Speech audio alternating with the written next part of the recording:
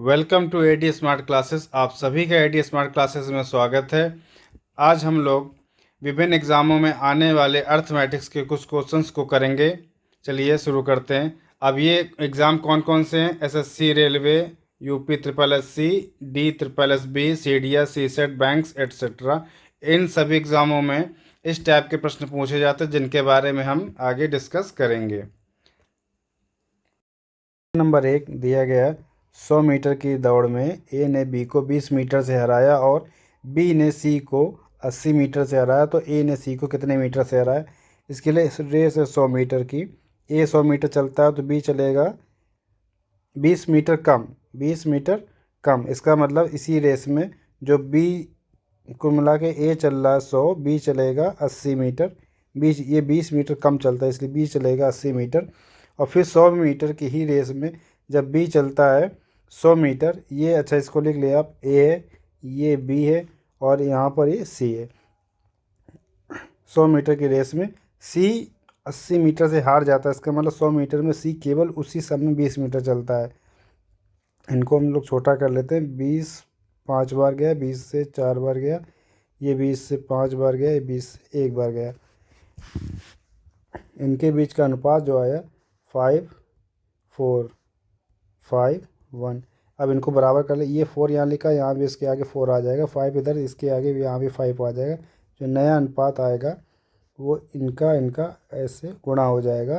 5 × 5 25, 5 × 4 20, 4 × 1 4, 4 × 1 4। अब देखिए बात हो रही है ए और सी की, बात हो रही ए और सी की। ए ने सी को कितने मीटर से हरा? ए जब 25 मीटर चलता है तो अब सी चलता है 4 मीटर। तो अब रेस 100 मीटर की, 25 से 100, 25 का 4 गुना, 25 का 4 गुना, यानी 25 गुणा 4। अब आएगा ये 100 मीटर की रेस हो गई। इसलिए ये सी जो चलता है 4 मीटर, इसका भी 4 गुना हो जाएगा, ये हो जाएगा 16। ये हो जाएगा 16। 100 मीटर की रेस में, 100 मीटर की रेस में ये कितना चलेगा? सी, अंतर देखिए कितना है, अंतर है 84 का, अंतर है 84 का। इसका मतलब ए ने सी को 84 मीटर से हराया। आंसर क्या है?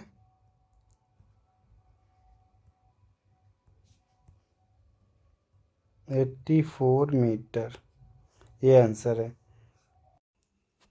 अगला सवाल है, 500 मीटर की रेस में ए ने बी को 50 मीटर से हराया और 1000 मीटर की रेस में बी ने सी को 200 मीटर से हराया, तो ए ने सी को कितने? इस पर थोड़ा ध्यान दीजिए। यहाँ रेस 500 की थी, ये रेस 1000 की है, तरीका सेम है।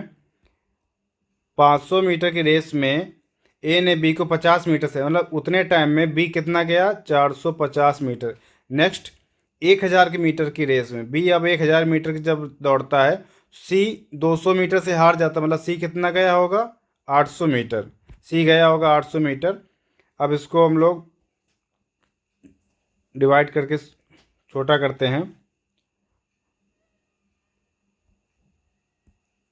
0, 5 से 10 टाइम्स, 5 9 टाइम, 20 20,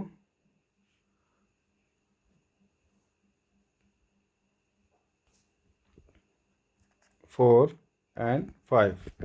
अब इन सब का हम लोग रेशियो ले लेते हैं।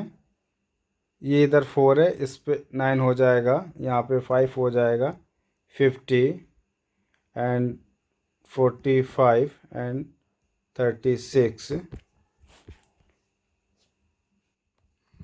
इस सवाल में ध्यान दें क्या कहा गया लास्ट में, ए सी को कितने मीटर से हराएगा? ए की रेस 500 मीटर वाली थी, अब 500 मीटर से लेंगे।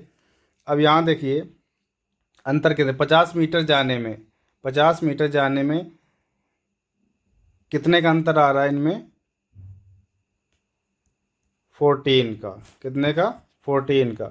अब 500 मीटर की रेस होगी, यानी 550 का 10 गुना इंटू 5, 10 टाइम्स 500, तो 40 मीटर का जो डिफरेंस था इसका भी 10 टाइम्स हो जाएगा, इंटू 10, दैट मीन्स 140 मीटर। ए सी को 140 मीटर से हराएगा, ये आपका आंसर। चलिए नेक्स्ट सवाल अगला। ए बी से 20% अधिक है तो बी ए से कितने प्रतिशत कम। सवाल कह रहा है ए बी से 20% अधिक है, बहुत ध्यान से देखिएगा, तो बी ए से कितने प्रतिशत कम। ए बी से 20% अधिक, कहने का मतलब हो गया बी को हम 100 मानते हैं तो ए कितना हो जाएगा 120, ए हो जाएगा 120। अब इन दोनों के बीच में देखिए आखिर अंतर कितना है, इनके बीच में अंतर 20 का है। सवाल कह रहा है बी ए से कितने प्रतिशत कम है। ए 120 है, बी कितना कम है ए से 20। अब प्रतिशत में पूछा गया 100 से गुणा कर देंगे, ये 6 हो गया 6 टाइम, और 6 से 100 को डिवाइड 100 को 6 से डिवाइड करने पर 16.66 16.66% ये है आंसर इस सवाल का। चलिए अब नेक्स्ट सवाल पर चलते हैं। अगला सवाल इसी प्रकार है। सवाल कह रहा है ए बी से 20% कम है, ए कम है इस बार, बी अगर 100 है तो ए कितना हो जाएगा 80, तो बी ए से कितना प्रतिशत ज़्यादा है। बी ए से पूछा गया है, ए 80 है और बी 100, कितना ज़्यादा, तो दोनों के बीच में जो डिफरेंस है 20 का है, इंटू 100, 4 से 100 को डिवाइड कर देंगे 25%, डायरेक्ट इसका 25%। क्या आंसर हो गया, आंसर आपका हो गया कि बी ए से 25% ज़्यादा है। अगला सवाल, एक व्यक्ति के वेतन में 50% की वृद्धि होती है और 50% की कमी होती है, तो उसके वेतन में हुई प्रतिशत परिवर्तन को ज्ञात करें। इस प्रकार के सवालों में जब सेम अमाउंट से वृद्धि हो, सेम से कमी हो, तो हमेशा आंसर कमी में आएगा, हमेशा आंसर कमी में आएगा। ये जो आंसर होगा आपको कमी में। अगर आंसर में आपको 4 दे रखे हैं, 2 बढ़ रहे हैं 2 घट रहे हैं, तो दो जो बढ़ रहे हैं ज़्यादा हो रहे हैं उनको तो आप तुरंत काट देंगे।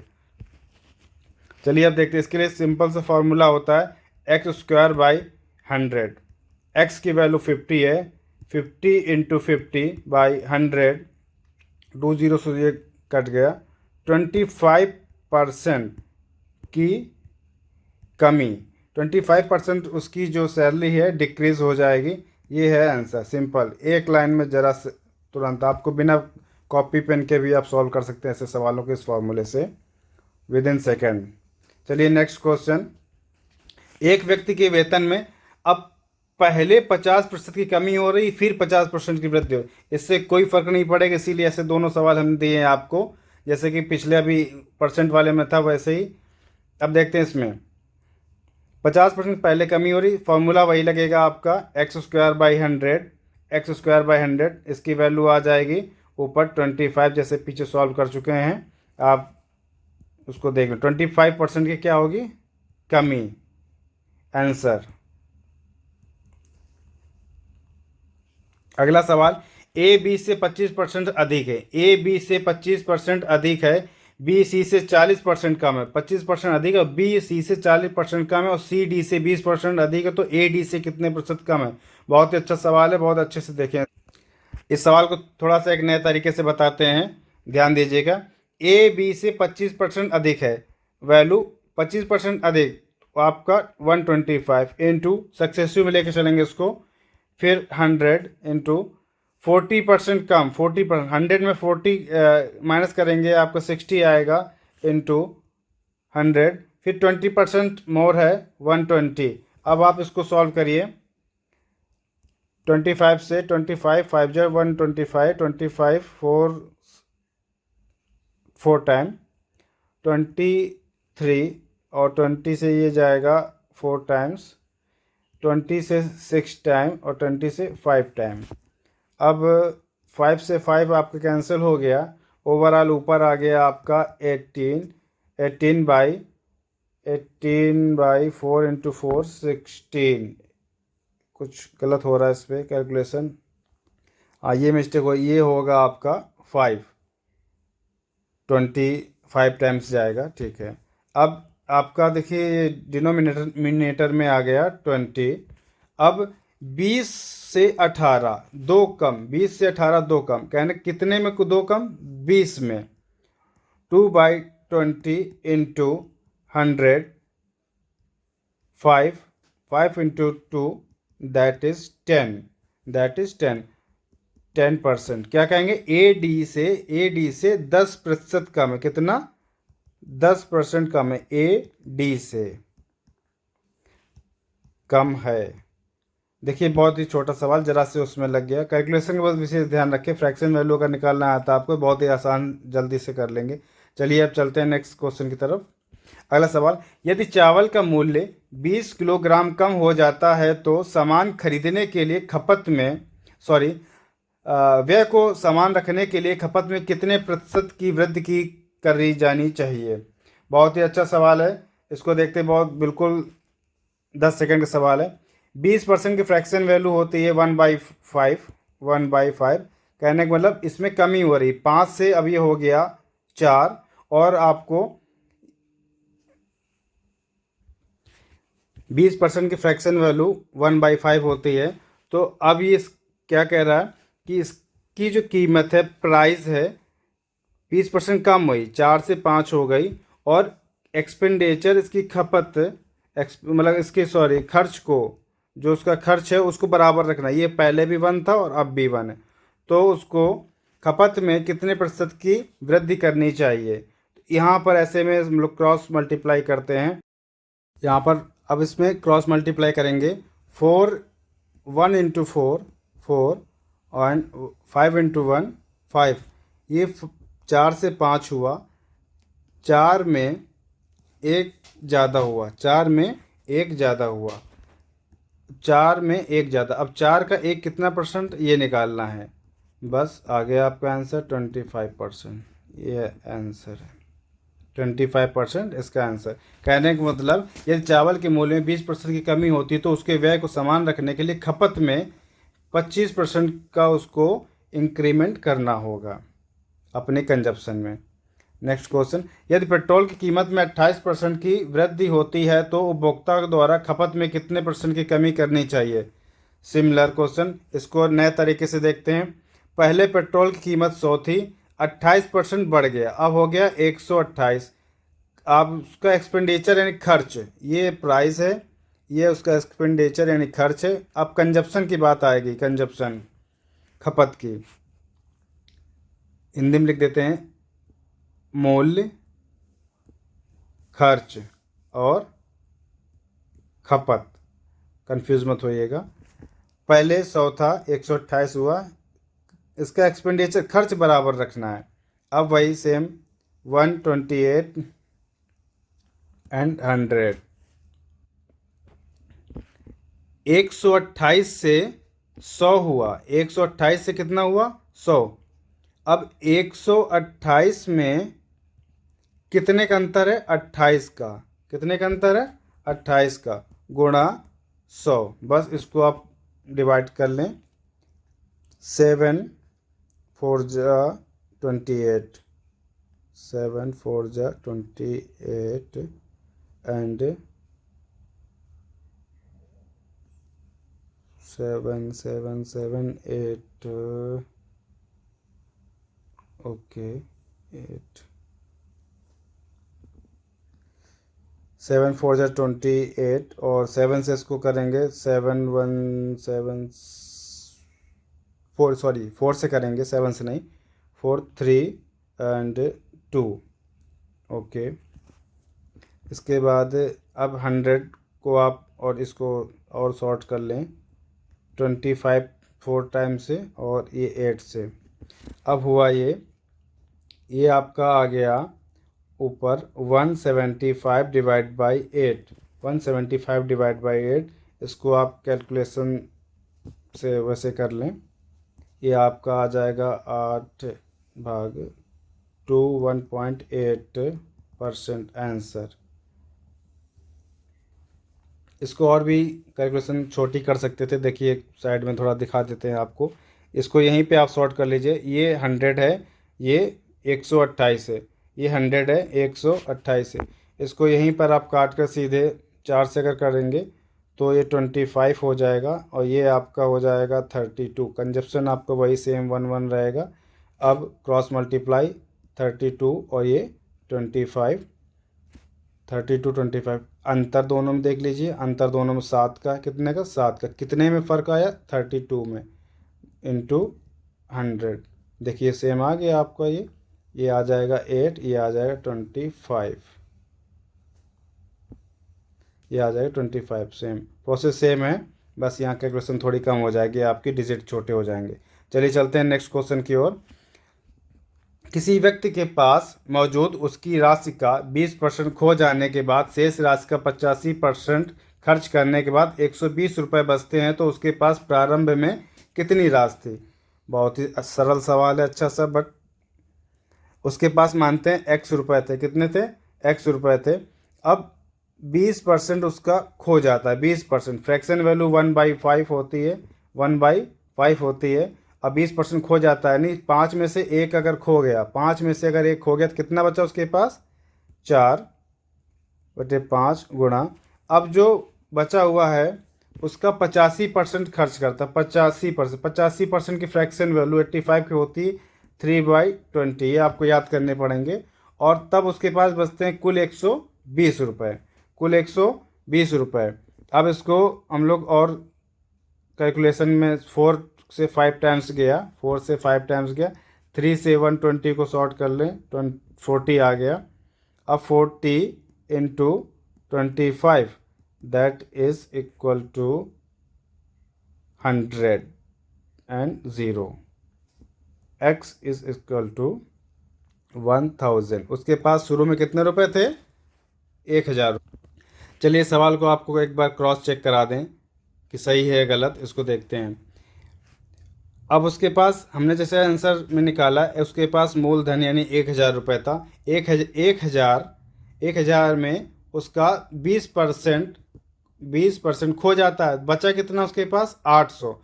800 का 85% खर्च करने के बाद जो बचा वो है 120 रुपये। कहने का मतलब 85% खत्म कर दिया, तो बचा कितना, मतलब 15%। इसका 15% हम लोग निकाल लेंगे। 200 कैंसिल, 15 8 इज आर 120, 15 8 आर 120, 120। देखिए वही आपको सवाल में 120 दिया गया थे। ठीक है, अब चलते हैं नेक्स्ट सवाल की तरफ।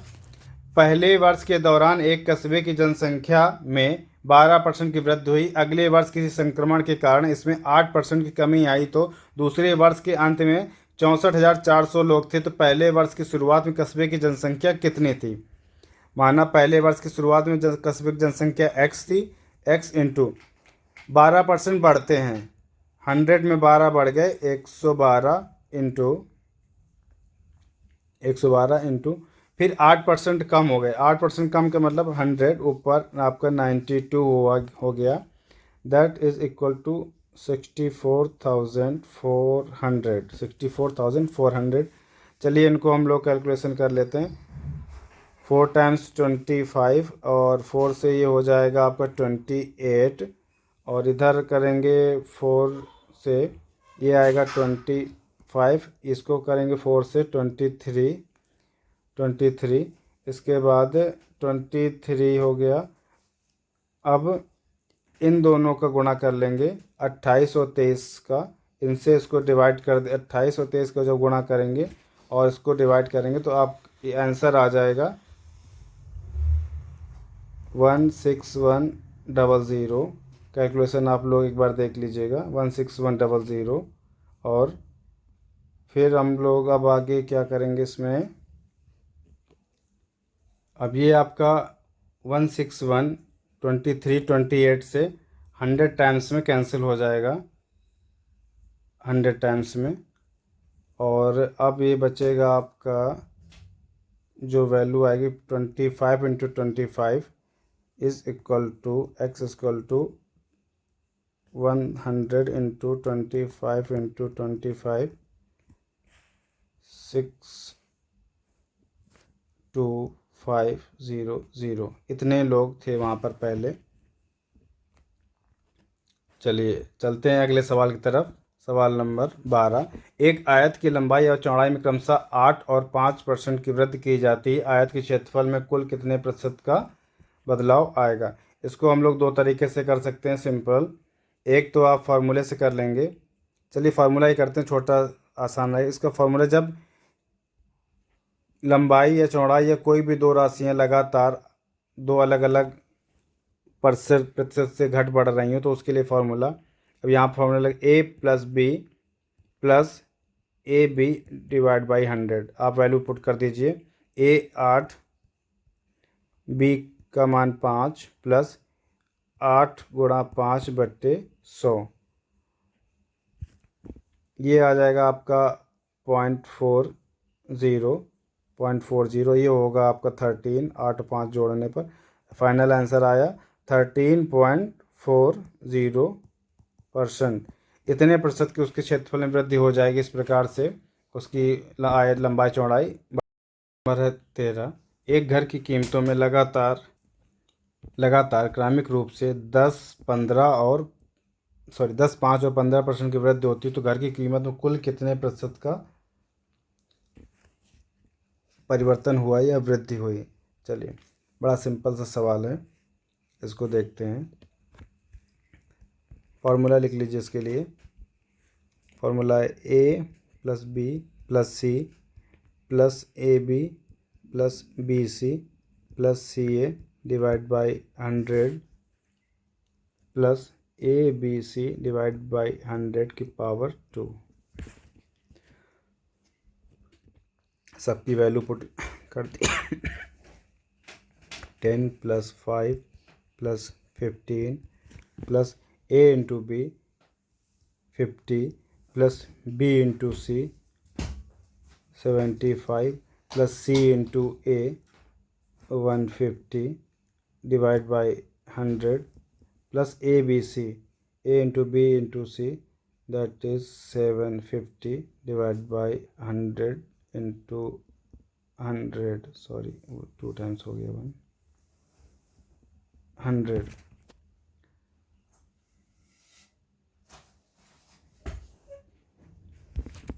ठीक, बस इसको आप देख लें। 150 इंटू 10 टाइम्स 50, ठीक है। चलिए इसके बाद अब इनका सबका टोटल आपका हो गया 30 प्लस इसको सॉल्व करने पर आपका 275 divide by 100 that mean 2.75 plus ये आ जाए 0.0750। इन सबको आप ऐड कर लीजिए। इन सबको ऐड करने पर आएगा 32.875। एक बार चेक कर लीजिएगा इसको। 575 नहीं, गलत है, 275। चलिए इसको देख लीजिए ऐसे। 2.75 0.75 528, ठीक है।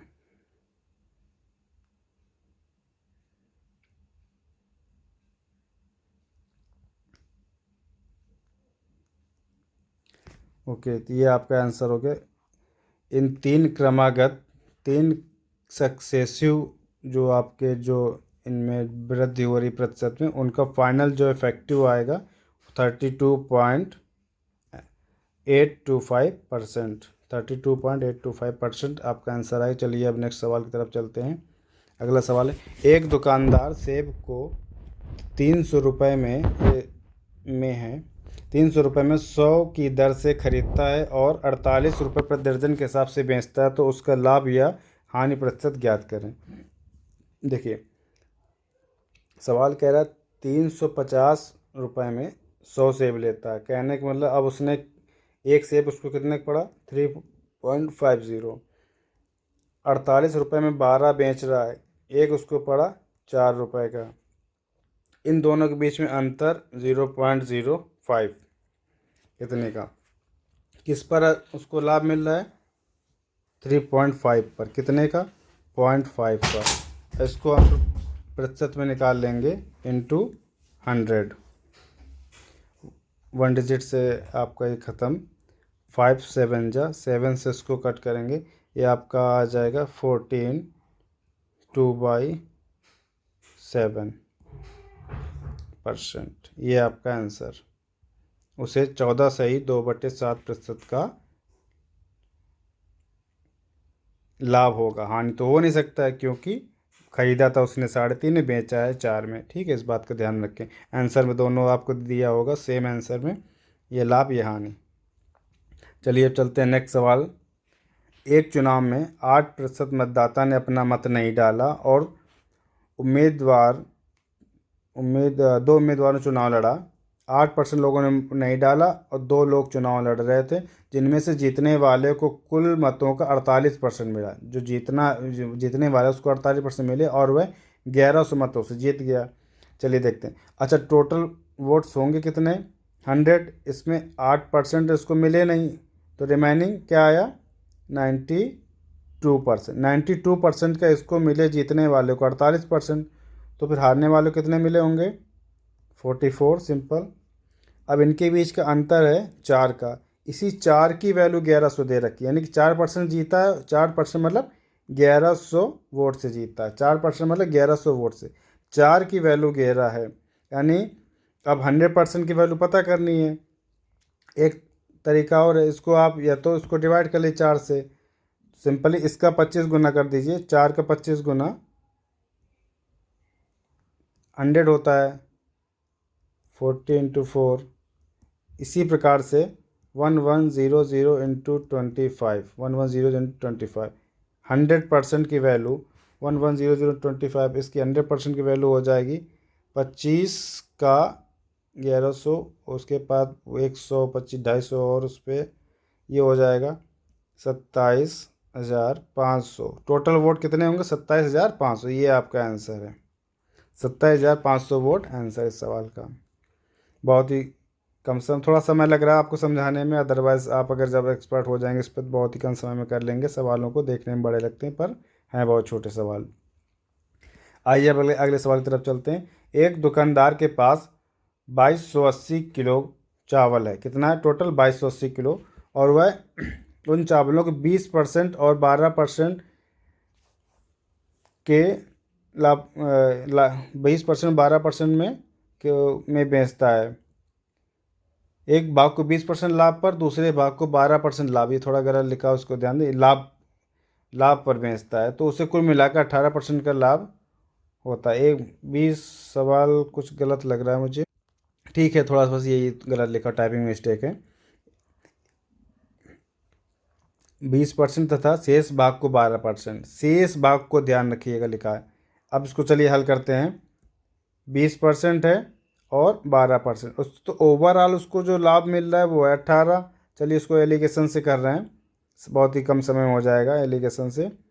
इसको एलिगेशन से करेंगे, बड़ी संख्या में छोटी संख्या घटाई जाती है, बड़ी में छोटी। अब इसको घटा दीजिए, ये आ गया आपका 6, इधर आ गया 2, इसका मतलब 3:1, 3:1, 3:1। अब अनुपात जो है ये टोटल 4 कितना है, 4 की वैल्यू 2220 है, तो फिर एक की वैल्यू 555।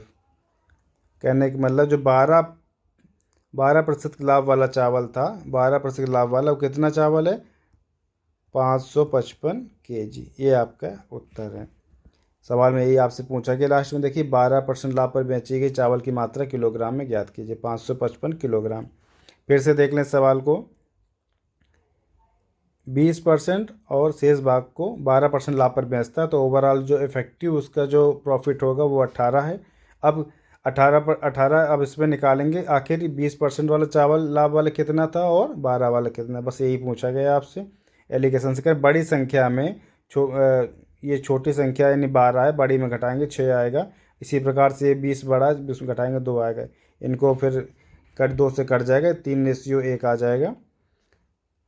अब 3 1 4 पूरे 4 हिस्सों के 4 हिस्सों का मान 2220 किलो, तो एक हिस्से के मान 555, और ये 12% वाला एक हिस्सा ही था, बाकी 3 हिस्से उसके 20% के लाभ में बिके थे। चलिए अगला सवाल।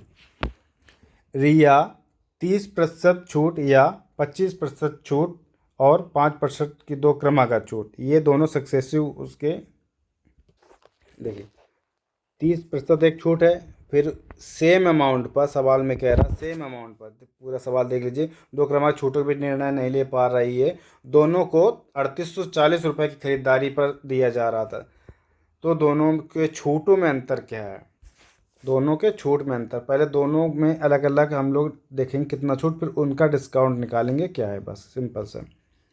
एक तो अब 30%, दूसरा 25 और 5 का सक्सेसिव निकालेंगे। 25 और 5 का सक्सेसिव, 25 5 का सक्सेसिव कैसे निकालेंगे, पिछले फार्मूले से 25 + 5 + 25 × 5/100, ये आपका हो जाएगा 125। कितना हो गया, 125। अब छूट की बात हो रही है, छूट की बात मतलब कि ये जो चलेगा आपका माइनस में, क्योंकि बढ़ नहीं रहा, तो इसका विशेष ध्यान रखें, यहाँ पर ये आप लगा ली, बाद में कन्फ्यूज़न ना हो। माइनस में ये 30 माइनस 1.25, इसकी वैल्यू आ गई 28.75। अगली जो छूट है 28.75 की है, तो 28.75 की। अब दोनों में अंतर कितने का आ गया, घटाइए ज़रा, अंतर आ गया 1.25% का, 1.25 कितने पर, 100 का, 100 का 1.25% कितना होगा। ठीक, अब पैसा है कितना, 3840 रुपये, 3840 रुपये। 2 जीरो यहाँ पे हम लोग बढ़ा लेंगे ऐसे, 25 का 5 टाइम जाएगा, 25 से 4 टाइम जाएगा, और इसको इससे डिवाइड करेंगे, ये आए। इसके बाद अब ये है कितने में, 3840, इसको सॉल्व करेंगे, तो ये आएगा आपका डिवाइड बाय 100, 5 एंड 4 से आप इसको काट लें, तो ये आएगा 4 6 7 8 9 2 6 0 0 से 0 गया, 5 10, 5 2 ज़ा 10, 2 से 96 आ गया 48 रुपीज़ का उसको अंतर आएगा इन दोनों में। चलिए अब अगले सवाल की तरफ चलते हैं।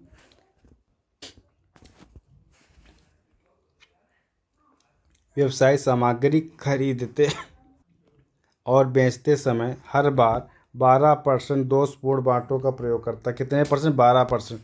तो उस दोषपूर्ण बांटों का प्रयोग करके उसके लाभ प्रतिशत को देखना है। दोनों बार 12% का करता है, इसका मतलब दोनों बार में फ़ायदा ले रहा है। सिंपल वही इसी सवाल से करेंगे, 12 + 12 + 12 × 12/100। फार्मूला देख लीजिए, A + B + A × B / 100।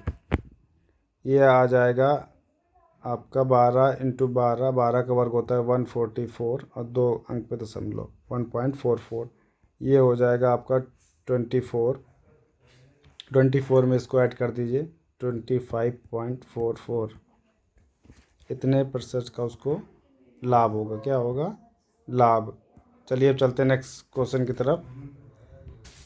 चलिए अब अगले सवाल की तरफ चलते हैं। सवाल नंबर 19, एक लैपटॉप 25% की छूट के बाद 65,520 रुपये बेचा जाता है, तो लैपटॉप का अंकित मूल्य ज्ञात करें। इसमें formula marketing price is equal to selling price by 100 minus D means discount into 100। इस फॉर्मूले से करेंगे। अब वैल्यू पुट करते हैं। मार्केटिंग प्राइस, सवाल कह रहा है लैपटॉप पर अंकित मूल्य ज्ञात करें। अंकित मूल्य, सेलिंग प्राइस है उसका 65,520। 100 में से 20% का 25% का उसको छूट मिलता है, तो ये वैल्यू हो गई 75 इंटू 100। फिर 25 से 3 टाइम्स, 25 से 4 टाइम्स, 25 से 4 टाइम्स। अब ये इसको 4 इंटू जा 65,525, तो आ जाएगा 262080 डिवाइड बाई 3। इससे इसको डिवाइड करेंगे तो आपका आंसर आएगा 87360। इतने रुपए उसका क्या था, मार्केटिंग प्राइस। उस पर एमआरपी जो थी ये थी। चलिए अब आगे बात करते हैं नेक्स्ट क्वेश्चन की तरफ। रुपये 25,000 की राशि पर 3 वर्ष, रुपये 25,000 की राशि पर 3 वर्ष, इसको ध्यान रखें, 3 वर्ष बाद 12% वार्षिक ब्याज की दर से चक्रवृद्धि ब्याज कितना होगा। चलिए चक्रवृद्धि ब्याज के बहुत ही अच्छा सवाल है, इसको लगाते हैं हम लोग एक नए तरीके से। पूरा जो मूलधन है 25,000, कितना है 25,000, 3 वर्ष ये आपका दिया हुआ टाइम ईयर, आर दिया है 12, 12% की दर से। फर्स्ट ईयर यानी पहले साल उसको 3 वर्ष में 12% के हिसाब से कितना में ब्याज मिलेगा, 3,000। इसी प्रकार दूसरे साल भी साधारण ब्याज उसको 3,000 मिलेगा, तीसरे साल भी 3,000। चक्रवृद्धि ब्याज होता है ब्याज के ऊपर ब्याज, पहले साल तो कोई मतलब नहीं, दूसरे साल जो ब्याज मिला उस पर 12% और, ये ब्याज मिला 3,000, 3,000 का 12% 360 रुपये, कितना 360 रुपये। सेम अब बात आती है नेक्स्ट ईयर की। अब उसको 3,000 रुपये ये मिल गए, 360 ये मिल गए। अब इस 360 पर अगले साल जो उसको मिल रहा है ब्याज 360 तो मिलेगा ही अगले साल, ये अगले साल का है। अब इसके बाद इसका 12% और, ये आएगा 43.2। अब आप इन सब को ऐड कर लीजिए क्योंकि आपसे ब्याज ही तो पूछा गया है। इन सबको जब जोड़ेंगे 333, ये आपका देखिए 9,000, तो सीधे सीधे ये हो गया। इसके बाद 900 इधर, 900 एंड 1080 आपके इधर हो गया, और 43.2। अब इन सबको आप ऐड कर दीजिए, 10 9 10 10,000 80 8 4 12 3 23। ये चलिए सीधे डायरेक्ट ही लिख देते हैं, 10,123.20, 10,123.20, इतने रुपए का उसको ब्याज मिलेगा 3 साल में। ये क्या है, कंपाउंड इंटरेस्ट। क्या है, कंपाउंड इंटरेस्ट। अब चलते हैं अगले सवाल की तरफ। यदि ब्याज अर्धवार्षिक हो, अब ब्याज अर्धवार्षिक हो गया है, तो 2 वर्षों में 15,750 रुपये का 20% की दर से, इसके लिए आपको टेबल याद होनी चाहिए। सक्सेसिव 20% का जो सक्सेसिव जो निकलेगा 4 साल के लिए, 20% का 4 साल की जो सक्सेसिव निकलेगा उसको हम देखेंगे। अच्छा 20% होगा नहीं है क्योंकि ये तो अर्धवार्षिक दे रखा है, अर्धवार्षिक में ब्याज भी तो आधा हो जाएगा, मतलब 10% रेट हो जाएगा इसका जो ब्याज का दर है। 10% का 4 ईयर का, कितने ईयर का, 4 ईयर का सक्सेसिव जो आएगा इसका rate of interest, effective rate of interest जो होगा वो आएगा 46.41। ये आपको टेबल याद होगी, बहुत आसानी से हो जाएगी, इसको आप याद रखें 10% का। अब डायरेक्ट सॉल्व कर लेते हैं। 46.41 डिवाइड बाई 100 इंटू जो आपका मूलधन था, मूलधन क्या है 15,750, 15,750। 2 जीरो से आपके ये इधर कट गया, काम खत्म। इनका गुणा कर लीजिए। गुणा करने के बाद जो आपको आंसर मिलेगा वो होगा 7309.575। ठीक, ये आपका आंसर है। इतने रुपए उसको मिले। अच्छा, इन सवालों में ऑप्शंस ना लिखने का मतलब ताकि आप लोग ध्यान से करें और करने की कोशिश करें कि सर ने सवाल सही किया या गलत, आंसर सही है या गलत। थोड़ा आप भी ध्यान देंगे इस बात, वरना आंसर देखे तो ठीक है, हम दोबारा ट्राई नहीं करेंगे। अब आते हैं अगले सवाल की तरफ। अगला सवाल है ए और बी का अनुपात, ए और बी का अनुपात 5:6 है। बी और सी का अनुपात, अब आगे पूछा गया बी और सी का, बी और सी का अनुपात बोला गया है 6:7 है। तो ए बी सी का अनुपात, देखिए बी दोनों में कॉमन है, बी दोनों में कॉमन, तो कुछ बदलाव नहीं, बी बी रहेगा 5 और 7। तो तीनों का अनुपात क्या आ जाए 5:6:7। अच्छा, निकाला कैसे गया? अभी शुरुआत के सवालों में एक बार ऐसा ही सवाल आया था, हम लोगों ने किया था। ए और बी 5 और 6 अनुपात, बी और सी ऐसे, इस 6 को आगे इधर बढ़ा दो, इस 6 को इधर बढ़ा दो। अब देखो इनका आपस में गुणा कर दो। 7 × 6 हो गया 42, 6 × 6 36, 6 × 5 हो गया 30। अब जैसे कि सभी संख्या 6 से कट जाएंगी, कितने से? 6 से। ये आ जाएगा 5, ये आ जाएगा 6, ये आ जाएगा 7। देखिए वही आ गया आपका। जब बीच में आपका बी, क्योंकि दोनों में कॉमन था, बी आपको दोनों में कॉमन, तो डायरेक्ट हम लोग ऐसे लिख देंगे, आगे सॉल्व करने की ज़रूरत ही नहीं है। अगला सवाल, यदि 450 पुरुष एक अपार्टमेंट का काम, 450 पुरुष एक अपार्टमेंट का काम क्या उसका निर्माण है, करने में 20 दिन पूरा करते हैं, तो उसी काम को, काम बराबर है दोनों, 450 लोग कर रहे हैं और टाइम 20 दिन में, इसी काम को अब कितने लोग करेंगे? अच्छा, टोटल समय भी सेम बराबर है। मान लेते हैं हम लोग कि x लोग करेंगे, इसको x लोग करेंगे कितने दिन में? 30 दिन में। काम इसको 30 दिन में करेंगे। अब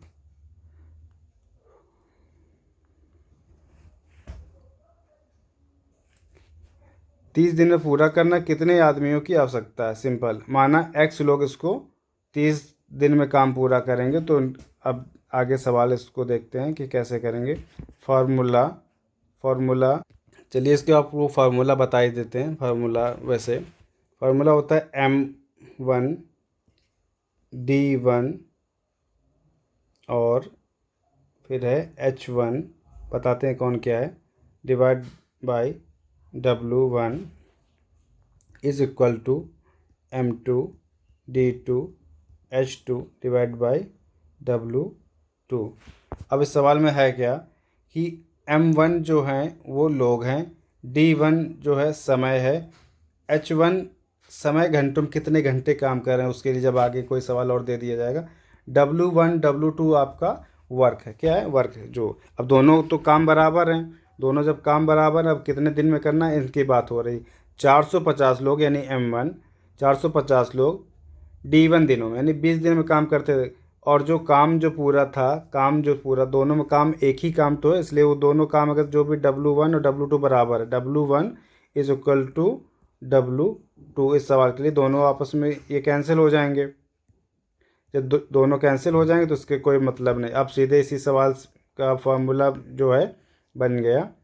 अब x की वैल्यू निकाल लीजिए। इस जीरो से ये जीरो कट गया, आपका इससे आ गया 15 और 15 इंटू 2 3, 15 इंटू 2 3 ज़ीरो एंड एक ज़ीरो आपका ये बराबर x इक्वल टू 300। कितने आए?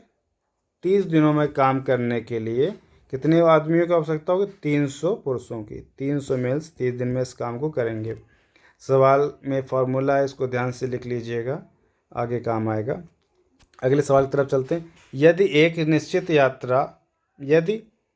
निश्चित यात्रा अपने समान चाल से, अच्छा इसमें स्प्रिंट है, इस पर यदि आप मान लें यदि ए एक निश्चित यात्रा अपने समान चाल के 60% चाल से तय करता है तो वह 36 मिनट देरी से पहुंचता है।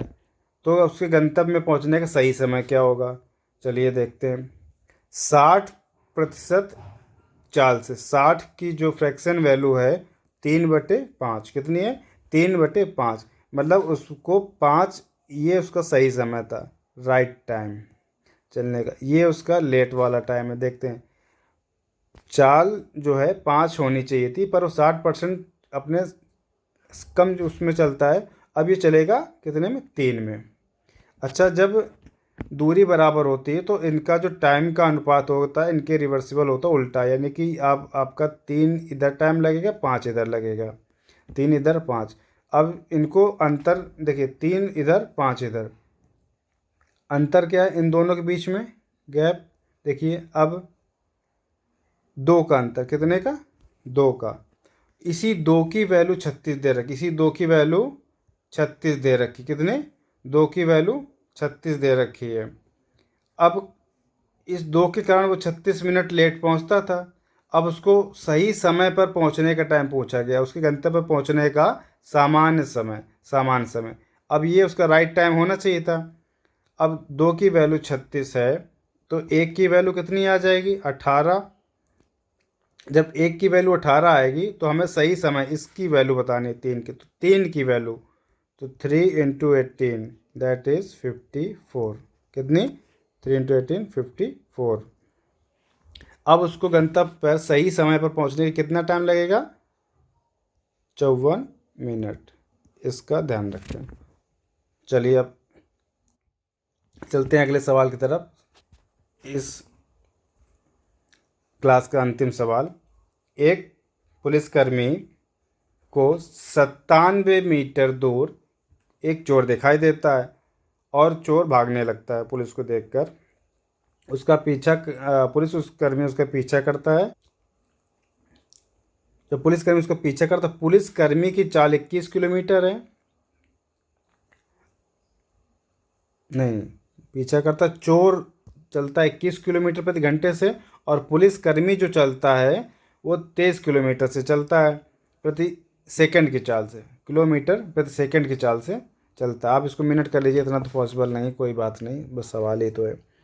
तो चोर को पकड़ने में पुलिस को कितना समय लगेगा, सवाल ये पूछ रहा है आपसे, चोर को पकड़ने में पुलिस को कितना समय। देखिए, इसके लिए रिलेटिव स्पीड निकालनी पड़ेगी। दोनों एक ही दिशा में जा रहे हैं, एक ही दिशा में जा रहे हैं, तो चाल बड़ी वाले से छोटी वाली घट जाएगी।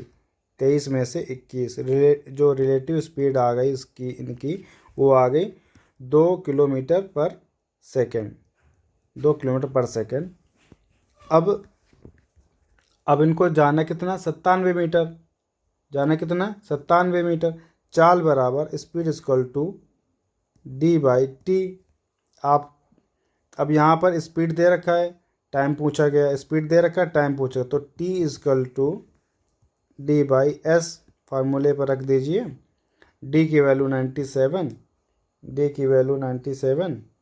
अच्छा, इस पर आप लोग इसको सब सही कर लीजिए, एक्चुअली ये किलोमीटर को मीटर कर लीजिए, वरना ये मीटर में दे रखा है, ये मिसप्रिंट है, इसको आप लोग मीटर कर लें, किलोमीटर को चेंज करके मीटर कर लें, वरना सब यूनिट चेंज करनी पड़ेगी, ठीक है।